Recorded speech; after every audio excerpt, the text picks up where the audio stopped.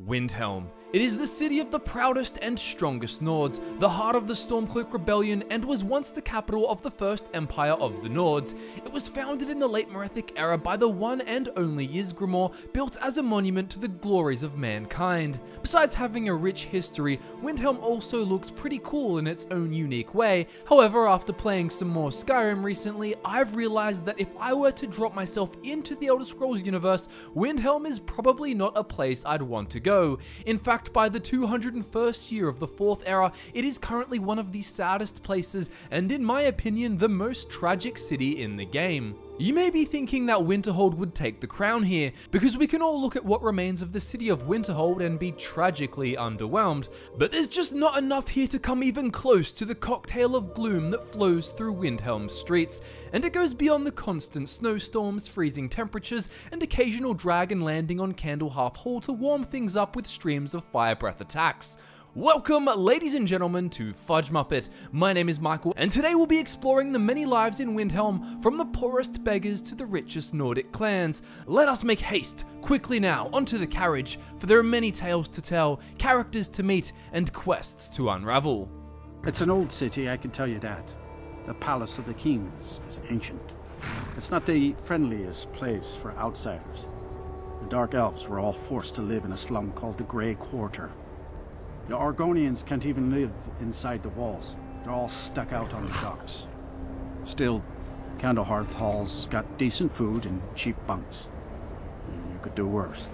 Or could you? So one of the things about Windhelm, which is interesting from a lore perspective but would not be pleasant to be around, is the constant tensions between the Nord residents, who tend to believe Skyrim is for the Nords and only the Nords, and the Dark Elves, who have come as refugees as a result of Red Mountain's eruption in Morrowind, and have since been relegated to a section of the city, a slum really, known as the Grey Quarter. Sometimes based on how fresh certain situations feel in Skyrim, one could think Red Mountain erupted more recently, perhaps a couple of decades ago, but the reality is that this mountain went kaboom almost 200 years before the events of Skyrim, and that's a long time for tensions to remain unresolved. Walking into Windhelm, you're greeted with a prime example of this divided atmosphere, with a memorable scene of two Nords, Rolf Stonefist and Angrenor Once Honored, aggressively telling a dun milady, Suvaris Theron, that she's not wanted, even accusing her of being an Imperial spy. The altercation even finishes with a threat. Maybe we'll pay you a visit tonight, little spy. We got ways of finding out what you really are. If you're a Dark Elf, Rolf will tell you to go back to Morrowind and challenge you to a brawl. You can be brave and stand up to him, but I can't imagine many other Dark Elves living in Windhelm would do so, because if you didn't realize, his brother, Galmar Stonefist, is in a powerful place as Ulfric's right-hand man. Rolf will even visit the Dark Elves in the Grey Quarter at night, shouting insults. His buddy, who was accusing Suvaris of being a spy, Angrenor, besides having a name that sounds like a drunk Nord literally slurring the words angry Nord, is an example of someone who lives in the past, unhealthily drinking away their troubles, putting up with breathing problems and thinking back to the times when he was a capable soldier, able to fight for what he believes in. He has since been wounded so badly, according to him, that he is no longer able to fight and must beg for coins. He admits he's not proud of his charity seeking either, and his life is but a shadow of its former self. Like many of the Dark Elves, Suvaris works for the Nords, specifically the Shadow Shields, who are the main competitor of the East Empire Company in Windhelm. She works extremely long hours, about 12 each day, before heading off to drink at the New Nissa's Corner Club, the #1 place to congregate as a Dark Elf. She returns home at midnight, but even after working so long all day, she can't even catch a break. You can overhear the Dunmer innkeeper, Ambrose, harassing her further. Have they given you one of those helmets with the horns on them yet? What do you want from me? I work for them, okay? We're not friends. They pay me and I get the job done. That's it. He also asks, Don't you ever find it demeaning working for that Nord family? Look, Ambrose, I just came here for a drink. I don't need any trouble. Fine then. I guess some Dunmer are content to be their pets. Turns out that not only are the Dark Elves criticized for not contributing to the city, but even if you do help, as is the case with Suvaris, you'll still cop hatred from certain Nords, and then even from your own kind. Doomed if you do, doomed if you don't.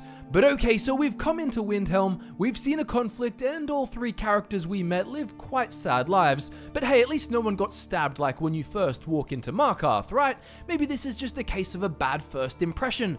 And I'll let you know right now, I'm not going to be crowning Windhelm the most tragic city because there's some divisive attitudes there. There's a lot more going on than just that, which we'll be diving into. But it seems we've already strolled on over to the east side of the city, to the Grey Quarter, so let's explore the Dark Elves a bit more. We met Suvaris, the Dun Milady, but what of the rest of her family?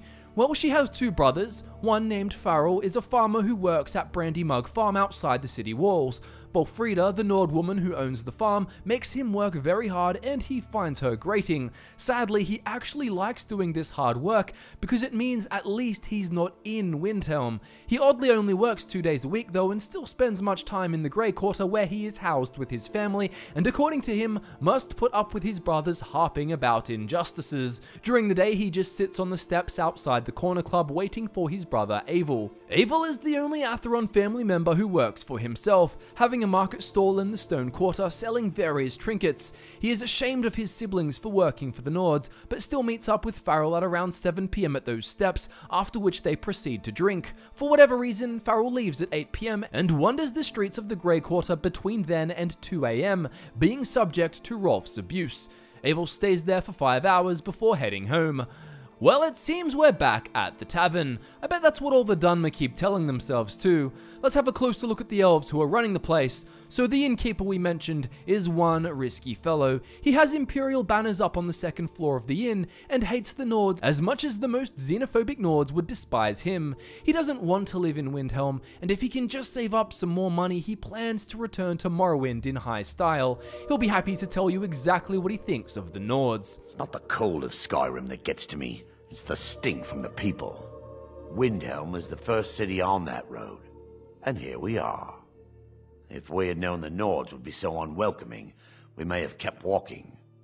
He also mentions the guards aren't very useful, though to be fair, that seems to be a problem all over the city, definitely not just in the Grey Quarter. Another Dunmer named Malthir works here. As you'll see is the theme in this video, the resident is also not too pleased with his life, and will tell you there's not a day that goes by where he doesn't think about returning to the ancestral home of his people. He only stays here because he's built ties. If it looks to you like an impoverished slum, that's because it is. Ulfric prefers that we live in squalor. He has nothing but disdain for anyone who isn't a Nord. He tolerates us, but that's the extent of his hospitality. It's probably more trouble to pack up and leave than it is to stay. Besides, Amberus can't run the Corner Club on his own.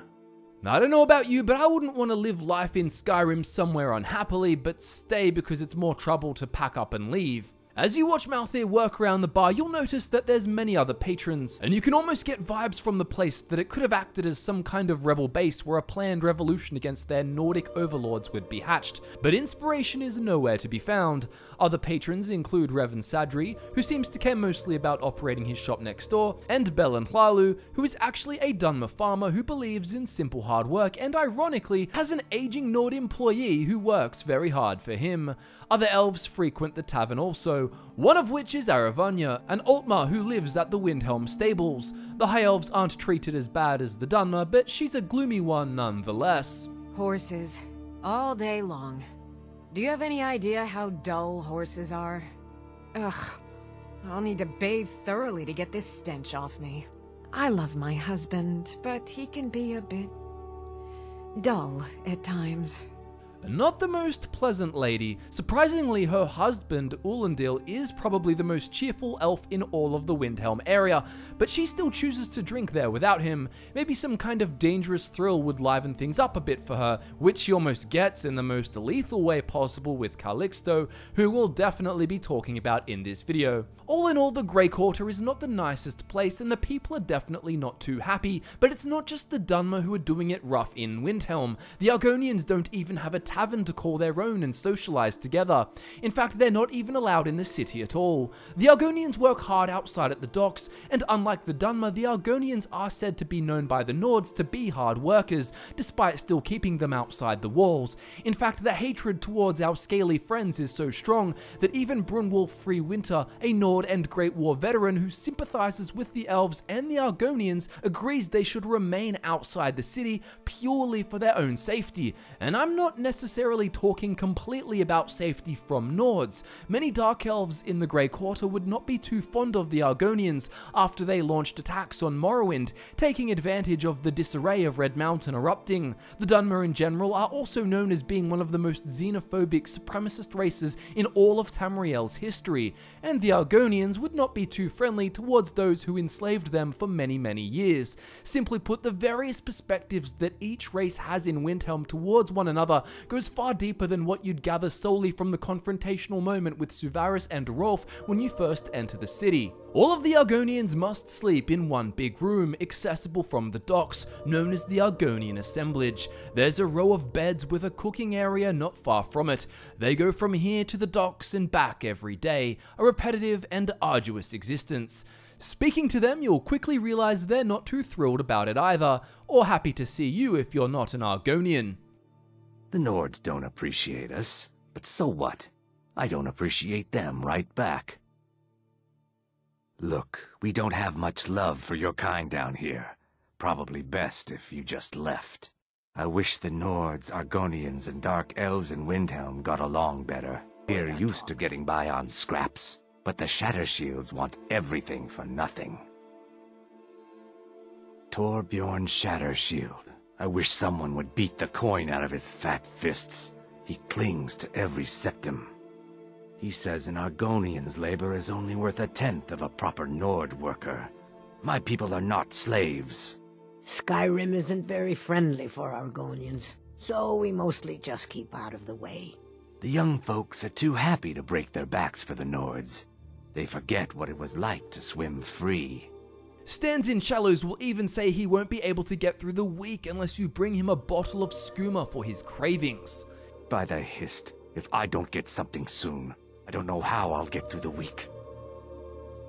No, I'm not. I feel like my scales are clawing into me. Maybe you could help an old Argonian out? I heard some of the sailors talking about how they stashed a bottle of double-distilled skooma in the Nissus Corner Club. I just need a taste. While the docks aren't too nice, at least Shavi has a more upbeat energy. The various sailors around the place are nothing out of the ordinary. One ship, the Northern Maiden, can take you away to Solstheim, and I won't blame you if you want to leave Windhelm already. And the other ship, the North Wind, has a captain who has been betrayed by runaway crew members, and a current crew member who even explicitly says Windhelm is a depressing place to be. Never much cared for Windhelm. The place is depressing. I heard those Forsworn out west live in caves. Can't be any worse than trying to live in Windhelm. Could there be any more bad news in the docks? Anything as melancholic as what we've experienced so far?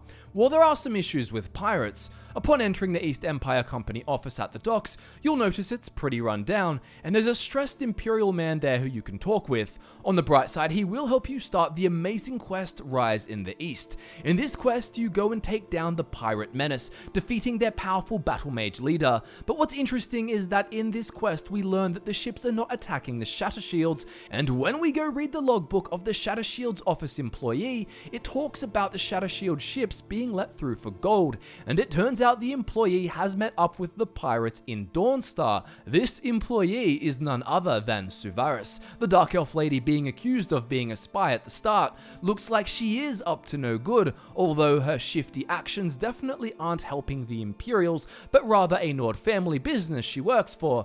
Though she does admit to skimming coin from the family by messing with the business books to cover some unforeseen expenses she had. What you will tend to find when you dig beneath the surface of Windhelm's divisive tensions is that while many of the Nords treat the Dunmer unfairly, their claims are not entirely baseless, and many of the Dunmer still do not care about the city or its people, despite choosing to live here for seemingly more than 100 years. None of that matters to me. Until someone takes a Dunmer, I'll let Windhelm deal with its own problems. The Dunmer are also said to contribute to higher levels of crime, and clearly there's blame for the situation on both sides, so if you want me to analyze the dynamics between the two groups and have a look at the whole situation going on in Windhelm in more depth, let me know and I'll consider doing it in a separate video. But for this video, I'm not here to debate the intricacies of their feuds, I simply want to point out the extent to which it exists, and that it certainly isn't pretty. So we can all agree that the eastern side of Windhelm is pretty tragic, but what's going on in the rest of the city? Surely somebody in Windhelm must be enjoying themselves, living high and mighty and generally having a great time in some well-built lavish home on the other side of town. I mean, the people running the businesses must be making plenty of coin if all these workers are being underpaid, so at least are they going to reap the spoils and live it up? Well, as you'll see, the answer is no. Could it be that the most tragic thing about Windhelm is that the Dunmer and the Corner Club might be having the most fun? So the richer families you'll find walking Windhelm streets are Clan Shattershield and Clan Cruelseay. The Cruelseys own the large Holyfrost farm, and Torsten Cruelseay, the father of the family, will sometimes even work the fields himself with the farmer working for him, which I quite like. His wife, Hilevi, will sell food from a stall in the Windhelm marketplace, working about 12 hours a day. Together they have a son, who has a funny name when you think about the theme of this video, Grimvar. Sadly, the daughter of the family, Fjalti Cruelseay, is dead, said to have been killed by the Butcher of Windhelm. No, not an actual butcher, but that's the name they give the unknown serial killer who is going around Windhelm brutally taking out various women and causing distinct lacerations on their bodies, the type of thing you could do with embalming tools and the like. Fjalti's corpse was robbed by a thief, and in the Thieves Guild questline you're sent to defeat thieves from the Somerset Isles deemed responsible. It's assumed by Torsten that his daughter was slain for her valuables, but according to your quest contact, the thief only stole her amulet after she was killed. My daughter Fjalti. She was murdered a few months ago. Left her laying on the ground in the pool of her own blood. I assumed they were after her valuables. She always wore far too much jewelry in public. Then I told her it'd be the death of her. I never thought. Understandably, the parents of the Cruelseay family mustn't be too happy with losing their daughter, but Torsten also seems to have regrets about his life in general. I own Holyfrost Farm outside the city. It's honest work, if a bit dull. The Cruelseys have been sailors for generations. In truth, I regret not following in the footsteps of my ancestors. If I make enough money from the farm, I'll buy myself a long ship to sail the rivers of Skyrim. I should have been an adventurer like you instead of a farmer. Their young son, Grimvar, has a more adventurous outlook in mind for his life. He told me once that he wanted me to grow up and be a sailor, because that's where all our family names come from. But I don't want to be a sailor or a farmer. I want to be a warrior, the strongest one ever. They say dragons are coming back. I want to kill one. Grimvar will also be able to point us to another one of the most dark and intense things happening in this city. You probably encountered him being talked to by his Dunmer caretaker, Idessa Sadri, Revan Sadri's sister, outside the Aretino residence. Then it's true, what everyone is saying. That Aventus Aretino is doing the Black Sacrament, trying to summon the Dark Brotherhood? Oh, Grimvar, always with the nonsense. No, of course not. Those are just tales. Fine, then I'll invite him out to play. He lives right there. I'm going to knock on his door. No, child, wait! That boy, that house, they are cursed. Ha! Then I'm right. I knew it. He's trying to have somebody killed. All right, I won't deny it, child. What you heard is true, but Aventus Aretino walks a dark path.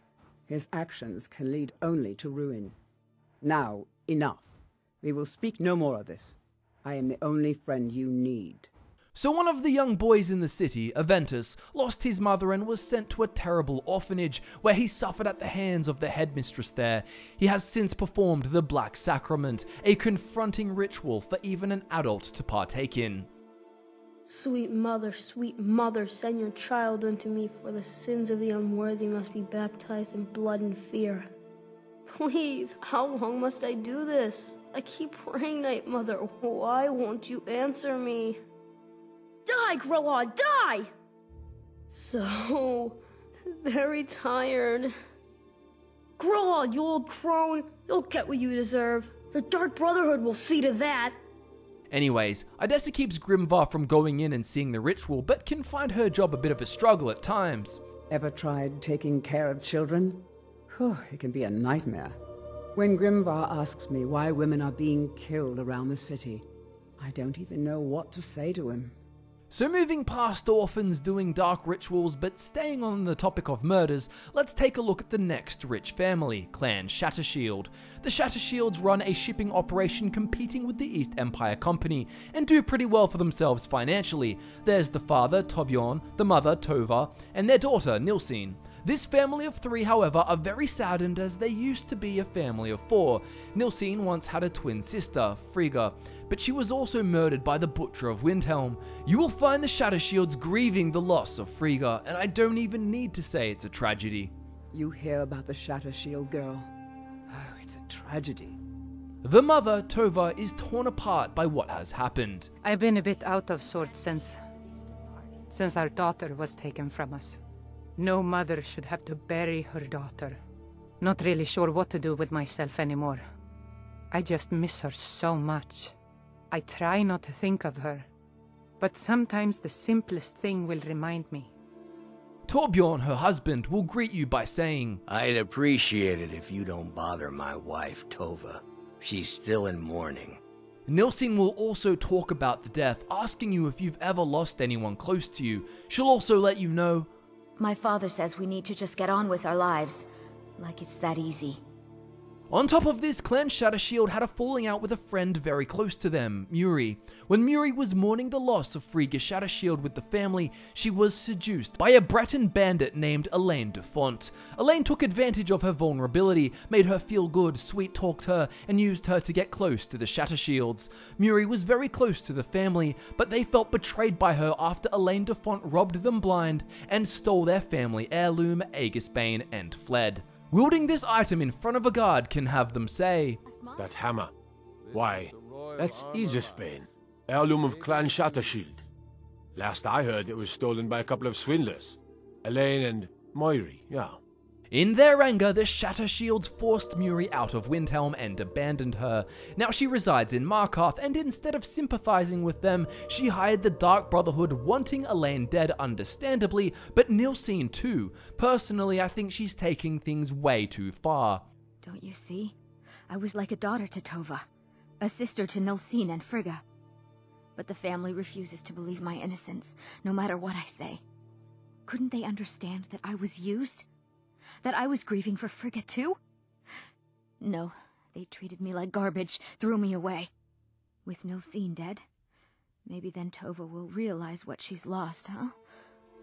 Maybe then she'll see that I was just as much a daughter as the others. And if not, may she drown in her own tears." So on top of their daughter's death and feeling from their perspective betrayed by a close family friend, they then have, assuming this option is canon, a Dark Brotherhood assassin come and kill Nilsine, their only remaining daughter. It can't get much sadder than this for Clan Shattershield, or can it? If Nilsine is killed, her mother Tova simply falls apart. She is so overcome with grief at the loss of both her daughters that she loses the will to live, not even for her husband. She can be found in the bedroom of her home in one of Skyrim's most tragic scenes, with a note, Tova's farewell, reading, "First Frigga, now Nilsine. How can I bear the loss of a second daughter when I'm barely over the death of a first? I simply cannot find any reason to continue living. My 2 little girls are gone. The lights of my life have been extinguished. My only hope now is to be reunited with them in the halls of Sovngarde, if the Eternals can suffer the company of one who has taken her own life. If not, then wherever my soul may end up, in Oblivion or elsewhere, has to be better than this terrible existence. Farewell, remember me fondly and often, Tova Shattershield." It's a pretty impactful moment in the game that really makes you reflect on your choices and think about what you're doing in the guild and whether or not it suits your character. Torbjorn the father is that Nord who thinks Argonian labor is worth far less than Nord labor. He will often be drinking away his sorrows in Candlehearth Hall, the tavern in the center of town. If Nilsine is still alive, he has this to say. "Our little girl died recently. I've been shouldering my days with strong mead, but nothing gives my Tova peace. Poor Nilsine has been wrecked since her sister was killed. Please forgive my mood. I'm still coming to terms with my daughter's death." Don't take anything for granted in life. Nothing lasts forever. There's even dialogue lines where he talks to Halevi Cruelty about a pie she cooked for him, and he kind of loses himself emotionally for a moment because he is reminded of a time his once-alive daughter cooked him an amazing soup and was so proud of herself. If Nilsine dies, and his wife as a result, it only gets worse. Both my daughters. Now my wife? How much is one man supposed to take? Please forgive my mood. I'm still coming to terms with the death of my wife and daughters. Obviously, it is hard for Candlehearth Hall to feel upbeat with this sad man drinking inside of it, and there's nothing overly special about the place, but many of the citizens who don't go to the Corner Club can be found here at night instead. There's Adonato Leotelli, an Imperial bard and author who is always busy writing his next book. There's Luafin, a Dunmer bard, interestingly, who never eats or sleeps and seems to just stand in the same corner at all times. There's also Rolf Stonefist, drinking, who we are already acquainted with, and there's also a fellow named Captain Lonely Gale. He's quite mysterious and used to be a sailor, but he's retired now and tends to keep to himself. There's also Nils, who works in Candlehearth Hall as a caretaker and cook, and can often be found chopping wood with his axe near the market. He'll tell you he likes to pretend there's an Imperial soldier's head on the stump.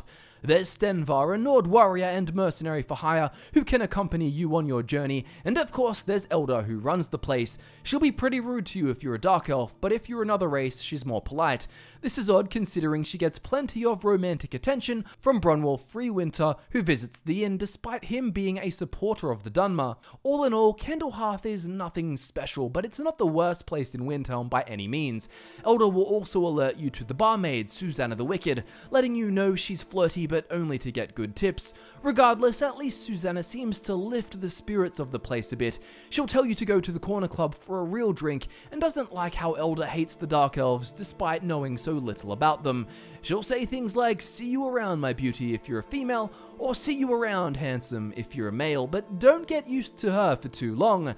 If things sounded more upbeat for just a second, the party is over, because Susanna becomes the most recent victim of the town murderer, found dead in the graveyard area, covered in the same infamous style of wounds. Helgerd, who is a priestess working in the Hall of the Dead, which we can all tick off as an inherently tragic place, says the markings look like they're caused by the same embalming tools she'd use. She also points out Susanna's coin purse is still intact, so the killer clearly isn't after money. So who is this killer, and what are they after?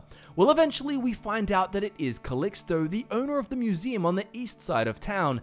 He has been killing victims in order to collect ingredients for a special flesh magic ritual he wants to perform to bring his dead sister, Lucilla, back to life. He has been operating secretly out of the house known as Hierum, which means Home of Frost in the language of ancient Nords. The property becomes available as a pretty nice player home once the murder mystery quest is solved, but would you really want to live there? It used to be owned by Frigga Shadowshield, who Calixto murdered, and was then inhabited by Calixto, who made a secret altar in there within a hidden room. There's all kinds of flesh-cutting tools inside with bloody bones all over the floor, plenty of alcohol, and weirdly a plate with cheese on the floor. It's a disgusting sight and a sad tale. He so obsessively craves to bring his dead sister's soul back in the world, and is doing it in the most creepy, disgusting way possible. As I explained, the deaths are bringing misery to the town in a massive way. He shows no remorse for his actions, only excitement that his plans are going well.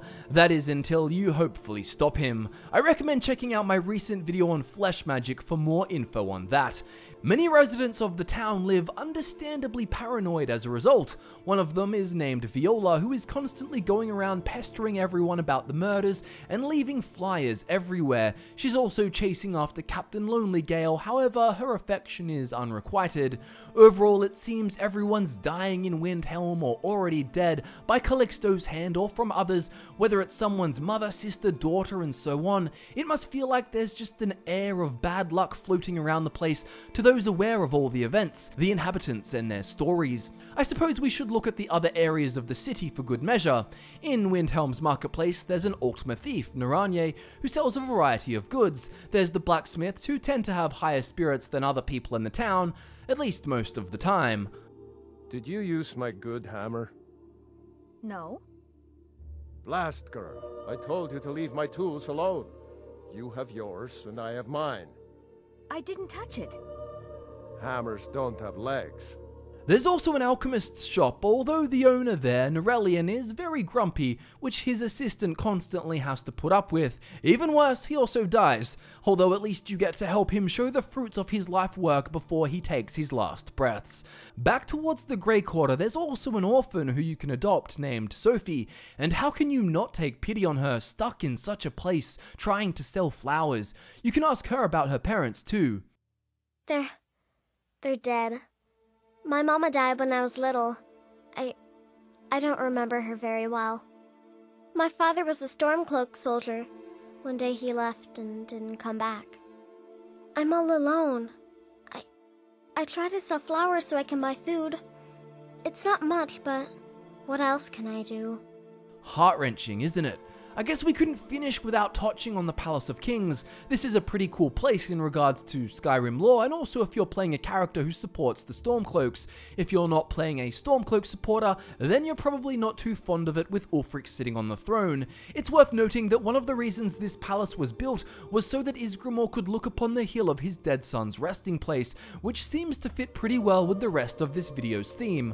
Like any main city, the building that essentially serves as a city palace can't be that bad, but it's not exactly lively either. The corridors are dark, and those inside, besides Ulfric and Galmar, aren't particularly memorable. Even the steward, Yorleif, if you take over with the Empire, will say serving Ulfric was an honor, but he doesn't even care that they lost, because at least the war is over. Doesn't sound like a true supporter of the cause to me. There's another Stormcloak leader, Israel Thrice Pierced, and an elderly servant who tends to be cooking and cleaning, Sifnar Ironkettle. The court wizard, Wunferth, tends to keep to himself and out of public view. Like many mages, he's not particularly social. Yes, I'm a powerful wizard. No, I won't put on a magic show for you. Out the front of the palace, you'll often find a thief living as a beggar, known as Silda the Unseen. As a final note, there's also the Temple of Talos, run by a husband and wife, though there's not much else to say about it. I guess they're a good example of why taking over Windhelm doesn't necessarily change the atmosphere. There's just no cure for this city. If you do side with the Empire and take out Ulfric, all you do is shift some of the emotions around, but you don't necessarily improve them. You bring some relief to those in the Grey Quarter and on the docks, but also bring deep sadness to all of the Nords who long to worship their favorite god Talos, but are now prevented under threat of death from doing so. It's hard to make Windhelm a happy place. With Ulfric dead and the Stormcloaks gone, who will have the courage to champion the cause of Talos? I don't care what the Imperials say. When Ulfric Stormcloak died, one of Skyrim's greatest heroes was lost. Now at last the Thalmor will get their way. The worship of Talos will finally be stamped out. Or so they think. Those true sons and daughters of Skyrim will never cease to worship mighty Talos. If we cannot do so in our temples, we will do so in our hearts. Oblivion, take the Thalmor. I'll never give up Talos, not even if it means my life. Let them come and make me a martyr. If only there was something else to raise the spirits of Windhelm, like an arena or something. Well, there was, but it got scrapped prior to Skyrim's release. The Windhelm Pit was an arena created that never ended up featuring in the main game. In fact, it was meant to be the way to escape prison. You'd fight your way out in a series of duels and give the crowd a show. It sounds cool, but you can see how the concept sounds a bit odd for a place like Windhelm. Imagine Calixto being arrested and then getting set free for winning in combat. I feel like he'd be killed by another resident not long after anyway. So anyways, as you would have seen by now, Windhelm is certainly a sad place. Perhaps there is a special warmth to be felt between some in the city, emanating from the bonds between those sharing in the same struggles of their lives. But come on, if that's the silver lining, then this is a pretty tragic place. If you've caught the Windhelm blues watching this video, I highly recommend checking out our Elder Scrolls podcast, which is sure to put you in a great mood. We've talked for hours about the Dwemer, the Aelids, and even ranked the lore of the playable races and our favorite Daedric princes. If you watch the video all the way through, I thank you from the bottom of my heart. It makes me so happy that people are as passionate about the Elder Scrolls as we are. As always, social media links can be found in the description below, so be sure to follow us to get more Elder Scrolls goodness in your life. My name is Michael, thanks again for tuning in, and I look forward to nerding out with you again very soon.